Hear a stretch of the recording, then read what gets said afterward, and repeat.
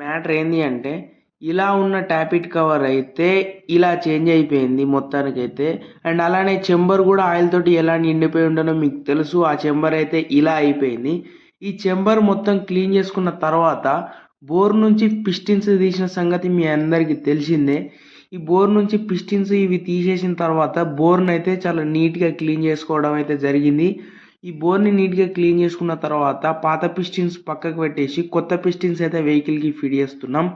వాస్తవానికి ఏంటంటే ఈ వెహికల్ అయితే బోర్ అరిగిపోయి ఉండే ఫుల్ ఇంజన్ చేసుకోమని చెప్పినాం కస్టమర్కి. కానీ కస్టమర్ దగ్గర ఆర్థికంగా ఇబ్బందులలో ఉన్న తక్కువలో అయితే చూడండి అంటే హాఫ్ ఇంజన్ చేస్తున్నాం మేము. వాస్తవంగా ఫుల్ ఇంజన్ చేస్తే ఇంజన్ లైఫ్ ఉంటుండే. సో అది మ్యాటర్. కొత్త పిస్టన్స్ అయితే వేసేసిన తర్వాత ఏం చేసిన అంటే ఈజీఆర్ చూడండి, ఇప్పుడు క్లీనింగ్కి ముందు ఏ రకంగా ఉన్నదో పూర్తిగా అందులో ఈజీఆర్ అనేది కొంత లాక్ అయిపోయింది వీటితోటి. ఈజీఆర్ క్లీన్ చేసినాక ఏ రకంగా మారిపోయిందో మీరు ఒకసారి చూసుకోవచ్చు.